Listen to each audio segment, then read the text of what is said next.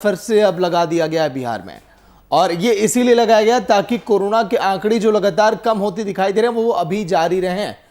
कई ऐसी जरूरी सेवाएं हैं जिसमें लोगों को छूट तो दी गई है, लेकिन पाबंदियां सख्त रहेंगी पहले की तरह ही। ये इसीलिए किया जा रहा है ताकि जो कोरोना पर विजय प्राप्त करने की मुहिम है, कोशिश है, जो रंग लाती दिखाई दे रही है, वो भी लगातार अब जारी रहे। दूसरी खबर आज के दिन की, मौत की काली आहट। इसका जिक्र हमने किया है ब्लैक फंगस को लेकर, क्योंकि 20 से अधिक मरीज पटना में अब सामने आ चुके हैं।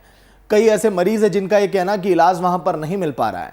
स्पेशल वार्ड तो बनाए गए, लेकिन वहां पर दवाओं की कालाबाजारी, दवाओं का ना मिलना, डॉक्टरों की कमी, जिसके चलते मरीज काफी परेशान है। सरकार वर्सेस अस्पताल। अस्पतालों में जो सुविधाएं लोगों को नहीं मिल पा रही, तमाम ऐसे डॉक्टर्स हैं जिनके अंदर आक्रोश है, गुस्सा है, मंत्रियों के खिलाफ, सरकार के खिलाफ। और कई लोग तो ऐसे हैं जो सरकार को खरी खोटी सुना रहे हैं, क्योंकि वीआईपी न्यूज ने भी झारखंड के कई डॉक्टरों से बातचीत की। उन्होंने भी ये कहा कि सुविधाओं की भारी कमी देखी जा रही है झारखंड में। इन तीन बड़ी खबरों पर हम डालेंगे नजर, लेकिन उसके पहले देखिए आज की बड़ी सुर्खियां। बिहार में आज से लॉकडाउन की नई गाइडलाइंस लागू, दुकान खोलने के समय में बदलाव, शादी समारोह में अब शामिल हो सकेंगे 20 लोग।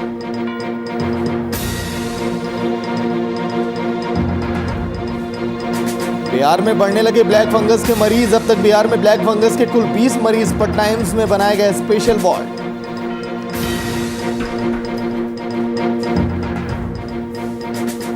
सरकार के खिलाफ फूटा अस्पताल प्रबंधक का गुस्सा, मंत्री के खिलाफ किया अभद्र भाषा का इस्तेमाल, मरीजों से ज्यादा पैसा वसूलने का था मामला।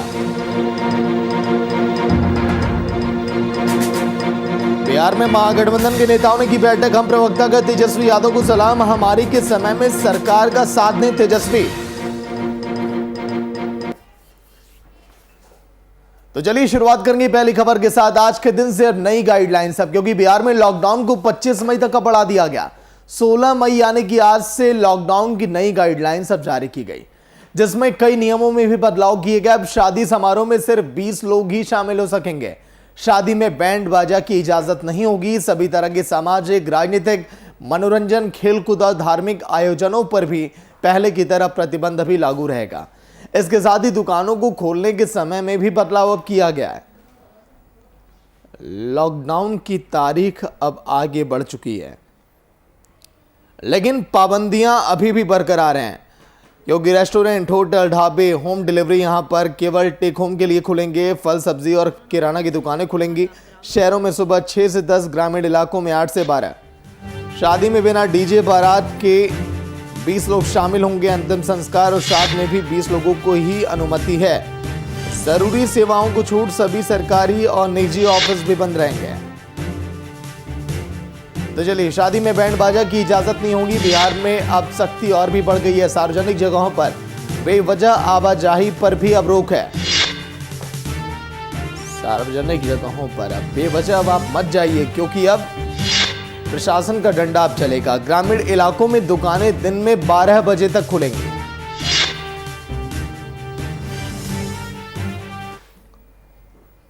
कुमार गौतम पटना से लाइव जुड़ गए, पूरी जानकारी देंगे। गौतम, लॉकडाउन की तारीख आगे बढ़ा दी गई है, पाबंदियां और भी सख्त की गई हैं। ये इसीलिए ताकि जो मामले गिरते चले जा रहे हैं, इस वक्त जो रिकवरी रेट में इजाफा देखा जा रहा है, उसी को लेकर, उसी को देखकर एक बड़ा निर्णय फिर से एक बार लिया गया। गौतम, बिल्कुल, देखिए जिस तरीके से लॉकडाउन की जो लॉकडाउन का पहला फेज था, उस पहले फेज से सरकार को, बिहार को बहुत फायदा हुआ है। खास करके जो संक्रमण का जो रेट था वो धीरे धीरे कम रहा है। पूरे बिहार में पहले 20,000 तक पार हो गए थे आंकड़े, लेकिन अब ये धीरे धीरे 10,000 से नीचे चले गए हैं। राजधानी पटना में एक वक्त था कि 2700, 2800 यानी 3,000 के आंकड़े चले गए थे, मगर आज ये आंकड़े 1,000 के नीचे हैं। तो कहीं ना कहीं लॉकडाउन का सबसे ज्यादा फायदा बिहार को देखने को मिल रहा है। दूसरी बात यह है कि लॉकडाउन से जहां एक तरफ लोगों के आने जाने की पाबंदी है, वहीं स्वास्थ्य विभाग अपना बेहतर तरीके से काम कर रही है।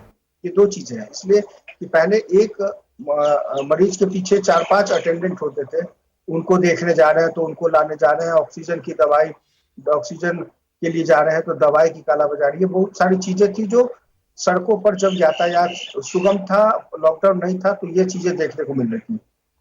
अभी लॉकडाउन के बाद सरकार, स्वास्थ्य विभाग और जो पुलिस प्रशासन की जो टीम है वो एकदम चौकस है। आम लोगों का सड़कों पर नहीं निकलना संक्रमण को ऐसे ही कम करता है। दूसरी बात, सबसे ज्यादा भीड़ अगर कहीं थी तो सब्जी की मंडियों में थी, किराना की दुकान में थी, जहां बेवजह लोग न जाने लोग अधहन चढ़ा के, कहते हैं ना कि अधहन चढ़ा के चावल खरीदने जाते थे। तो ऐसे लोगों के कारण जो संक्रमण बढ़ा है, लॉकडाउन इन्हीं के लिए लगा हुआ। ये जो अधन चढ़ा के चावल खरीदने जाते थे, ऐसे लोगों की तादाद पूरे बिहार में कम नहीं है। तो आप जब जान रहे हैं कि कोरोना की संकट की घड़ी है, तो आपको एहतियातन पाबंदी लगानी होगी, मास्क लगाना होगा, सैनिटाइज करना होगा। पूरे परिवार से कोई एक सदस्य किसी अनिवार्य सेवा के लिए निकले तो कोई बड़ी बात नहीं, लेकिन लॉकडाउन सरकार के अनुसार के विपरीत परिस्थितियों में लगाया गया, लेकिन उसके परिणाम अच्छे आ रहे हैं। दूसरी बात, 25 मई तक जो लॉकडाउन है उसमें कुछ तब्दीलियां की गई है। हालांकि उसमें सबसे ज्यादा अगर किसी को नुकसान हुआ है तो वो जो शादियों को टाल चुके हैं, या शादियों, क्योंकि सरकार के गाइडलाइन के मुताबिक शादियां नहीं हो सकती। श्राद्ध कार्यक्रम हो सकता है, 20 लोग तक हो सकते हैं, लेकिन शादी में 20 लोग जो जिनके कल तक आपने बहुत लोगों के भोज खाए होंगे और आज अब निमंत्रण की बारी है, तो आज अब 20 लोगों तक कैसे, पंडित को मिला ले अगर तो 50 लोग तो ऐसे ही हो जाते हैं। लड़की लड़की का परिवार, माता पिता भाई बहन सब इसको जोड़ लीजिए तो एक ही तरफ 20 लोग पूरी हो जाते हैं। तो दोनों तरफ से 50 लोगों से कम में शादी की कोई गुंजाइश नहीं बनती। दूसरा, शादी में खाना बांटेगा कौन? 10 लोग तो 12 मसालची के लोग होते थे, टेंट पंडाला समियान के 10 लोग होते थे। तो आप सरकार किस आधार पर, मतलब आप सीधे कह देते ना कि शादी के लिए पाबंदी है, क्योंकि जितने भी परिवार में शादियां हो रही है वो सब लोग लॉकडाउन के समर्थन में है, लेकिन उनका कहना है कि सीधे तौर पे आप शादियों को कहिए कि टाल दीजिए। सिर्फ 20 लोगों से क्या होगा? न मंडप, न बारात, न दूल्हा, न डीजे, न, तो इस तरह से तो श्राद्ध के कार्यक्रम में भी 20 लोग से ज्यादा लोग होते हैं, तो शादी के इस घड़ी में कैसे संभव है? तो खैर, सरकार को जब इलेक्शन कराने होते हैं या सरकार की अपनी एक पॉलिसी है, तो ये इस बात की नाराजगी आज भी लोगों के मन में है कि जिनके बेटे या बेटियों की शादी है, इसके लिए उन्होंने कलेजा चीर करके पिछले कई सालों से जो गाड़ी कमाई जमा की है, उनका अपना एक शौक है, अरमान है कि भाई 10 लोगों के यहाँ हम गए हैं शादियों में, अगर वो हमारे यहाँ नहीं आएंगे तो कैसे होगी शादियाँ? तो ऐसे में फिर सोशल डिस्टेंसिंग का सवाल होता है, टेंट पंडाल वाले साथ नहीं दे रहे हैं, तो कई ऐसी चीजें हैं। लेकिन अभी इस लॉकडाउन में मैक्सिमम शादियां टाल दी गई है। खुद मुख्यमंत्री ने हाथ जोड़ के अपील की थी कि शादियों को अगर टाल दीजिए, लेकिन अब विषम परिस्थितियां हैं, ऐसे में शादी और श्राद्ध और तमाम वो चीजें जो लगी। गौतम, कुल मिलाकर यही कहना आपका कि जो पाबंदियां जो हैं, उन पाबंदियों का अगर सही तरीके से अगर पालन किया जाए तो शायद तस्वीरें थोड़ी और अलग दिखाई देती। शुक्रिया गौतम पूरी जानकारी के लिए। तो लॉकडाउन की तारीख आगे बढ़ाई गई, पाबंदियां तो तमाम है, लेकिन उन पाबंदियों का सही से पालन नहीं किया जा रहा। ये कहना आज के दिन गौतम का भी, जो लगातार ग्राउंड पर रहते हैं, और उनका ये कहना है कि शादी में तो आराम से 50 लोगों से अधिक लोग शामिल ही होंगे। बेशक कहा जाए कि 20 ही लोग आएंगे, क्योंकि वहां पर आम जनता में भी थोड़ी ये नासमझी, जागरूकता की कमी, और इसीलिए मामले बढ़ते चले जा रहे हैं। लेकिन अब मौत की काली आहट, कोविड संक्रमण से ठीक हुए मरीजों में ब्लैक फंगस का खतरा अब सामने आ रहा है।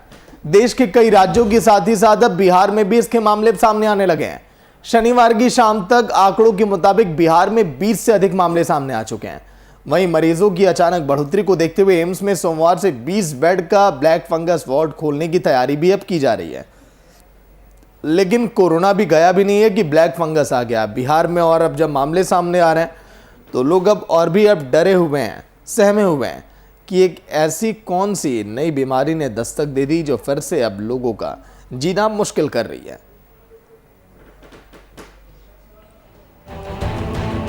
लेकिन ब्लैक फंगस के लक्षण क्या, वो भी आप समझिए ग्राफिक्स के जरिए। चेहरे पर एक तरफ से सूजन आना, सिर दर्द होना, नाक बंद होना, ये ब्लैक फंगस के लक्षण हैं। उल्टी आना, बुखार आना, ये भी वो तमाम चीजें हैं। और देखिए, सीने में भी दर्द होना ब्लैक फंगस के लक्षण में आता है। कंस्ट्रक्शन और डस्ट वाले एरिया से आप दूर रहें। आंखों पर चश्मा आप लगाकर आप रहिए। लक्षण मिलने पर तत्काल आप डॉक्टर से आप मिलें, सलाह आप लें, दवाएं आप चलाएं।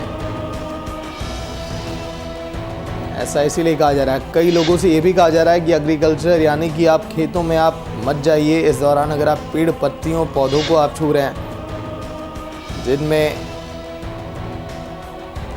फुंफुत लग जाती है, वहां पर भी अगर लोग हाथ लगाते हैं तो ये बीमारी उनको अपने आगोश में ले सकती है। सीने में दर्द, ब्लैक फंगस के तमाम लक्षण जो हम आपको दिखा रहे हैं।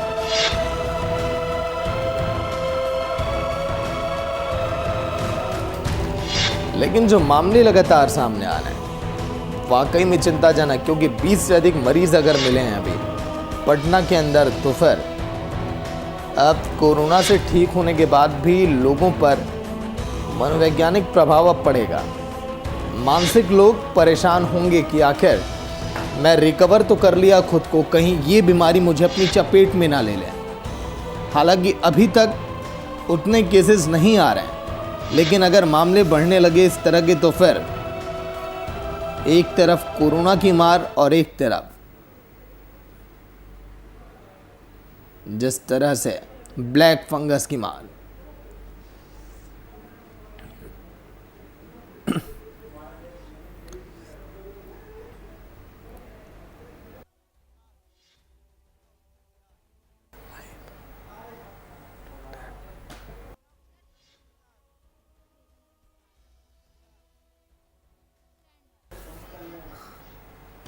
डॉक्टर चैतन्य प्रकाश मेडिकल ऑफिसर बिहार से लाइव जुड़ गए हैं। डॉक्टर चैतन्य जी, स्वागत है वीआईपी न्यूज में आपका। डॉक्टर चैतन्य, जो लगातार मामले देखे जा रहे हैं ब्लैक फंगस के, लगभग 20 से अधिक मामले सामने आ चुके हैं बिहार में। लोग कोरोना से ठीक होने के बाद अब लोगों पर काफी अब मानसिक तनाव अब लोगों में देखा जा रहा है, मनोवैज्ञानिक प्रभाव भी अब लोगों पर पड़ रहा है कि कहीं मैं इस बीमारी के आगोश में ना आ जाऊं। डॉक्टर चैतन्य।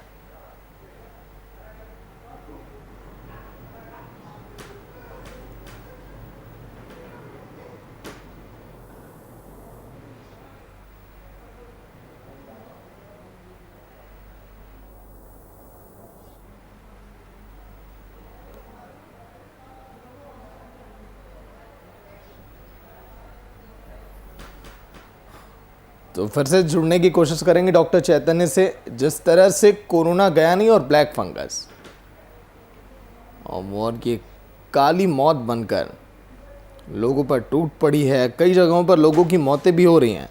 लेकिन ऐसे में आप डरिए मत, आप डॉक्टरों से सलाह आप लीजिए, क्योंकि कई मौतें तो केवल मानसिक तनाव के कारण ही हो रही हैं। अधिक सोचने के कारण दिल की धड़कनों का बढ़ जाना, घबराहट, हार्ट अटैक आ जाना, वो तमाम चीज़ें हैं जो लोगों को परेशान कर रही हैं। ये बीमारी कैसे हो रही है ये भी आप सुनिए। ब्लैक फंगस फंफूस से होने वाली एक बीमारी है। ज़्यादातर सांस के ज़रिए शरीर में पहुंचता है। ये फंफूर वातावरण में कहीं भी पनप सकता है। अगर शरीर में किसी तरह का घाव है तो वहाँ से भी ये फैल सकता है। ब्लैक फंगस एक ऐसी बीमारी, बिहार में आज से 7 दिन पहले मामला आया था ब्लैक फंगस का, लेकिन इसके बाद मामले कम नहीं हुए, लगातार ये बढ़ने लगे हैं। पटना के बड़े हॉस्पिटल में भी ये डिटेक्ट हो रहे हैं। कई छोटे हॉस्पिटल में भी ब्लैक फंगस के संदिग्ध मरीजों को देखा जा रहा है। लेकिन अभी तक क्या तैयारियां की जा रही हैं सरकार की तरफ से इसको लेकर, ये भी नहीं कहा गया। हालांकि इसके लिए वार्ड तो अलग से बनाए जा रहे हैं एम्स में।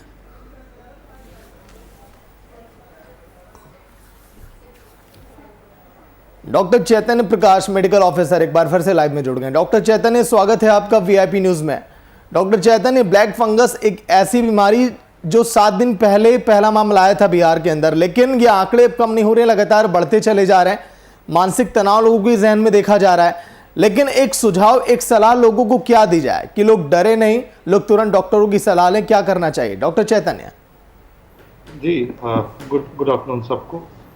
ये जो आजकल जो फंगल म्यूकोरमाइकोसिस का चर्चा चल रहा है और केसेस भी आ रहे हैं, पटना में भी हमें देखने को मिला है।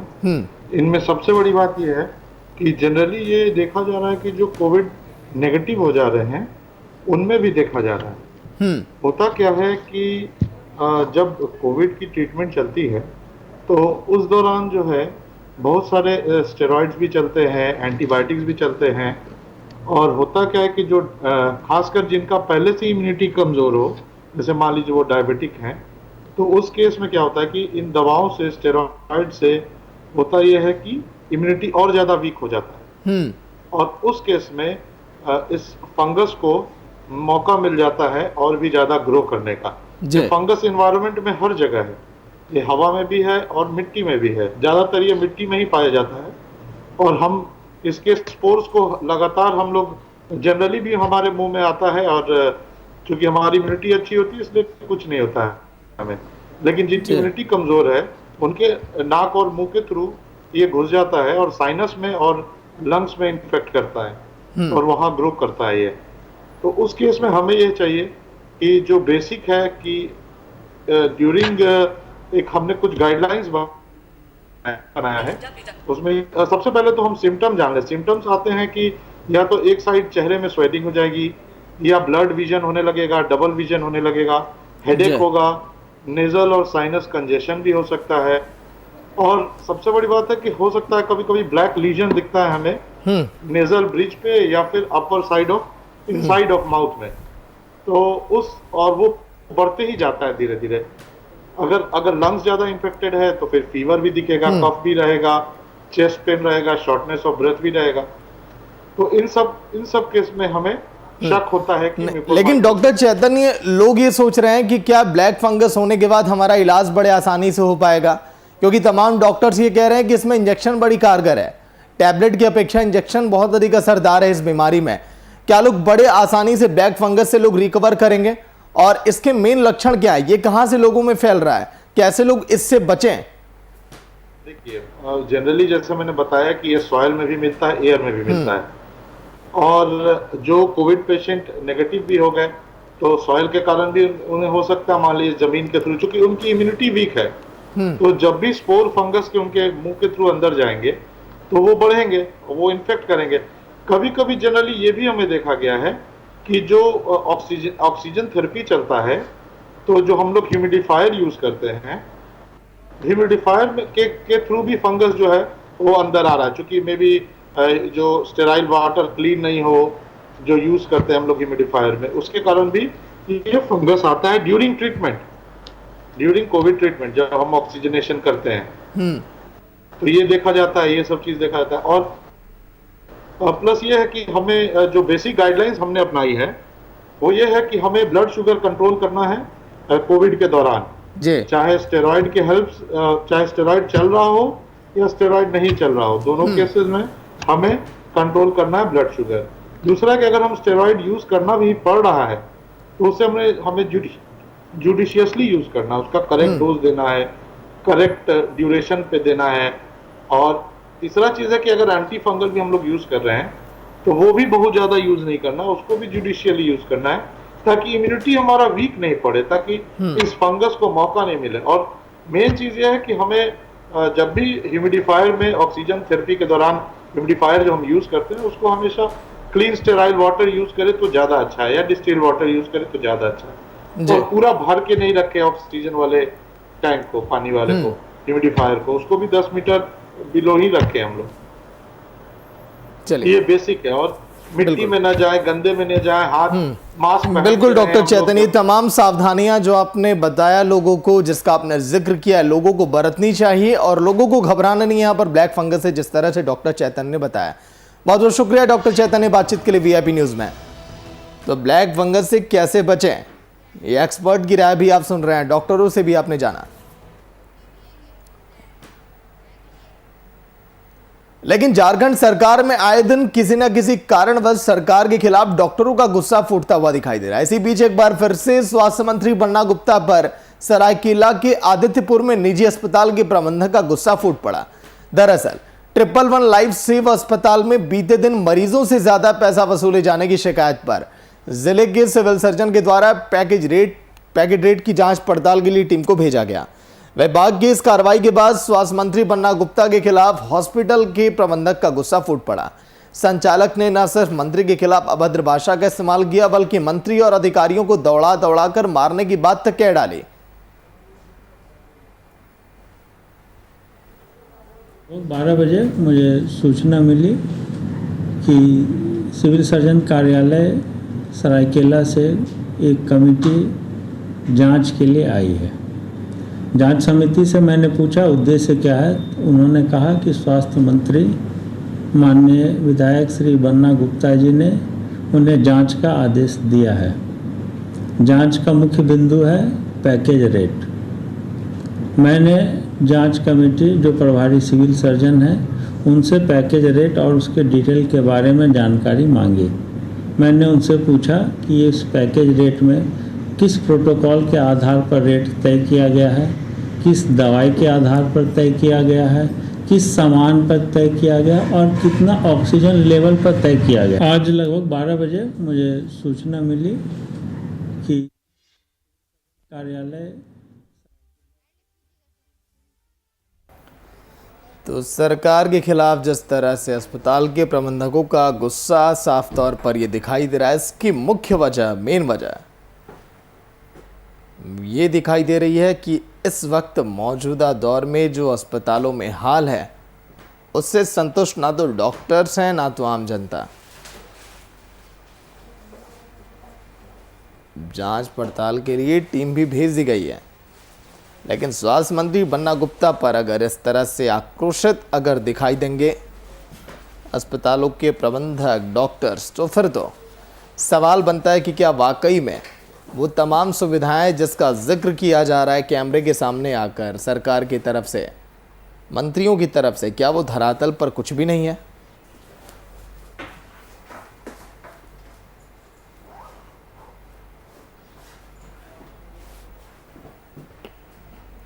सरकार के खिलाफ जिस तरह से अस्पताल प्रबंधक का ये गुस्सा साफ तौर पर दिखाई दिया।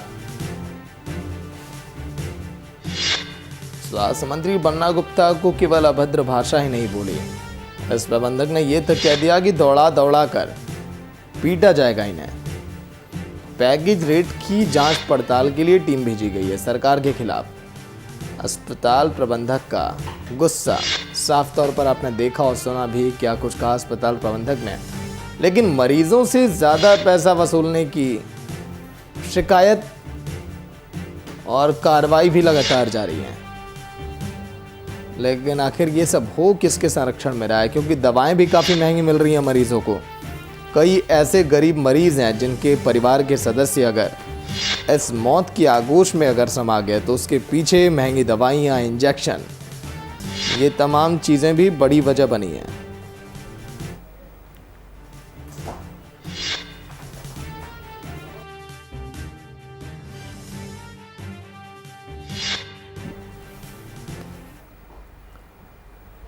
संवाददाता मनीष कुमार फोन लाइन पर पूरी जानकारी के साथ। मनीष, क्या वजह है जिस तरह से अस्पताल प्रबंधक का गुस्सा फूट पड़ा और बन्ना गुप्ता को खरी खोटी नहीं सुनाई, अभद्र भाषा का इस्तेमाल नहीं किया, ये तक कह दिया कि दौड़ा दौड़ा कर इन्हें पीटा जाएगा, बताइए। जी सर, जी जब जांच अधिकारी जो सिविल सर्जन, प्रभारी सिविल सर्जन है, वो इनके मंत्री जी के मौखिक आदेश के बाद जब जांच के लिए गए हैं वहां पर, तो वहां पर बहुत सारी खामियां भी देखी गई, जैसे कि अग्निशमन से परमिशन भी नहीं लिया, पोल्यूशन डिपार्टमेंट से परमिशन नहीं लिया, यहाँ तक कि रेट लिस्ट जो बनाया जाता है वो रेट लिस्ट तक वहां पर नहीं मौजूद था। बिल्कुल, चलिए। और उसके बाद भी वो जो कहते हैं ना कि उल्टा चोर कोतवाल को डांटे, ऐसी भाषा का इस्तेमाल करते हुए डॉक्टर साहब ने यहाँ तक कह दिया कि दौरा दौरा कर पीटूंगा मैं उन्हें। चलिए, शुक्रिया मनीष पूरी जानकारी के लिए।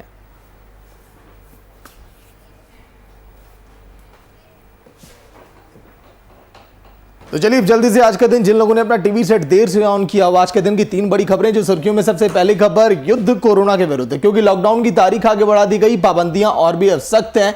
ये इसीलिए ताकि जो गिरता कोरोना का ग्राफ है, रिकवरी रेट में इजाफा है, ये बरकरार रहे। लेकिन आप लापरवाही आप ना करें, जिस तरह से हमारे रिपोर्टर ने जिक्र किया जो लगातार ग्राउंड पर रहते हैं, कि लॉकडाउन बेशक है, पाबंदियां बेशक तमाम है, लेकिन फिर भी उनका सही से पालन नहीं किया जा रहा है। चाहे हम शादी की बात करें या शादी की हम बात करें या तमाम कार्यक्रमों की बात अगर की जाए तो। दूसरी तस्वीर आज के दिन की, ब्लैक फंगस, एक ऐसी बीमारी जिसने अब बिहार में दस्तक दे दी। आज के 7 दिन पहले पहला मामला आया था, लेकिन उसके बाद मौजूदा समय में 30 के करीब मामले पहुंच चुके हैं। अस्पतालों में बेड की अब तैयारियां अब की जा रही ताकि इस तरह के मरीजों को वहां पर उनका इलाज वहां पर किया जाए सही तरीके से। लेकिन लोगों में अब डर का माहौल देखा जा रहा है, भय का माहौल देखा जा रहा है इस बड़ी बीमारी के बाद। तीसरी तस्वीर आज के दिन की, सरकार वर्सेस अस्पताल। अस्पताल के प्रबंधक का यह कहना कि हम मंत्री जी को दौड़ा दौड़ा कर पीटेंगे, अभद्र भाषा का इस्तेमाल किया गया, और ऐसा इसीलिए क्योंकि कार्रवाई लगातार जारी है जहां पर मरीजों से अधिक पैसे लिए जा रहे हैं। ये 3 बड़ी खबरें आज के दिन की थी, काफी अहम। फिलहाल इतना ही, देखते रहिए VIP न्यूज़। नमस्कार।